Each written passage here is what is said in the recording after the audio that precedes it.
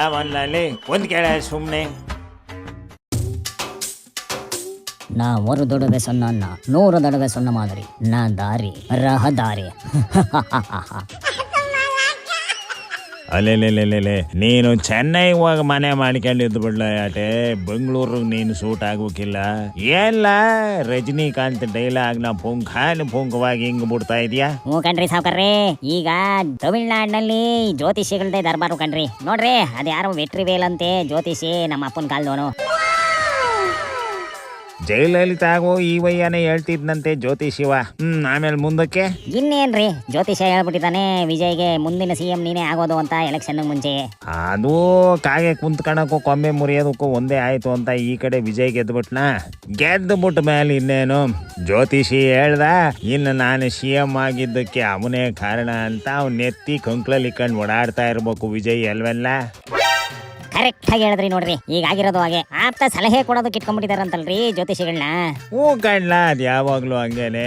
ಮುಳುಗ್ತಾ ಇದ್ದವನಿಗೆ ಒಂದು ಸಣ್ಣ ಮುಳ್ಕಡ್ಡಿನೂ ಆಶ್ರಯ ಆಯ್ತದೆ ಅಂತಾರಲ್ಲ, ಇದನ್ನ ನೋಡಿನೇ ಅವನು ನಿಜ ಹೇಳದ್ನು, ಹಂಗೆ ಕತ್ಲಲ್ಲಿ ಬಾಣ ಬಿಟ್ನೋ ಪುಂಗದ್ನೋ, ಒಟ್ನಲ್ಲಿ ಹೇಳ್ದಂಗೆ ಆಯ್ತಲ್ಲ.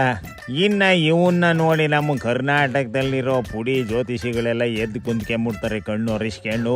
ಇನ್ನು DKC ಮನೆ ಮುಂದೆ ಎಲ್ಲ ಸಾಲ್ಗಟ್ಟು ನಿಂತ್ಕೊಂಡ್ಬಿಡ್ತಾರೆ, DKC ನೇ CM ಆಗೋದು, DKC ನೇ CM ಆಗೋದು ಅಂತ. ಇನ್ನು ಪಾಪ DKC ಅವ್ರಿಗೆ ಬಂದೈತೆ ತಲೆಗೆ ಕೂತು ಈ ಜ್ಯೋತಿಷಿಗಳನ್ನ ಹ್ಯಾಂಡ್ಲ್ ಮಾಡೋದಕ್ಕೆ.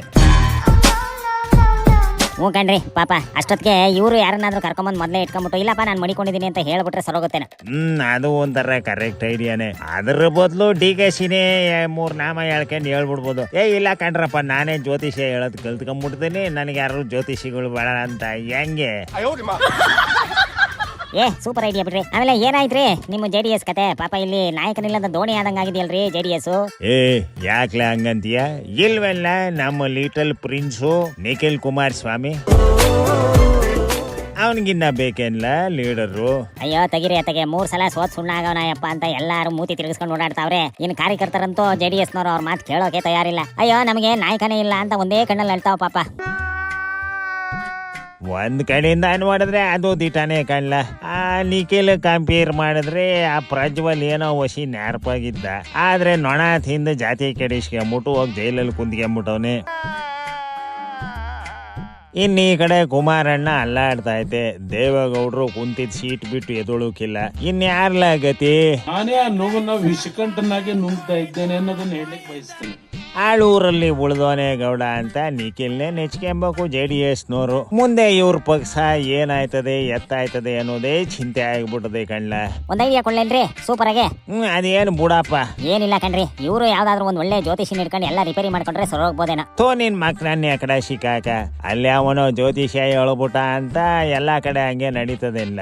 ಇಲ್ಲಿ ಬೇರೆ ಏನಾನ ಸೆಟಪ್ ಮಾಡಬೇಕು. ಆ ಸೆಟಪ್ ನ ಹೆಂಗ್ ಮಾಡಬೇಕು ಅಂತ ನಾನು ಕುಮಾರಣ್ಣನ ಜೊತೆ ಶಾಲೆ ದೊಡ್ಡ ಡಿಸ್ಕಷನ್ ಮಾಡಿಕೊಬೇಕು ಅಂತಿದ್ದೀನಿ. ನಡಿಲ್ಲ ಯಾವ್ದಕ್ಕೂ ಕುಮಾರಣ್ಣನ ವಸಿ ಮಾತಾಡ್ಸಿ ಎಂಬರನ್ನ. ಶಿವನೇ ಚನ್ನಬಸವ.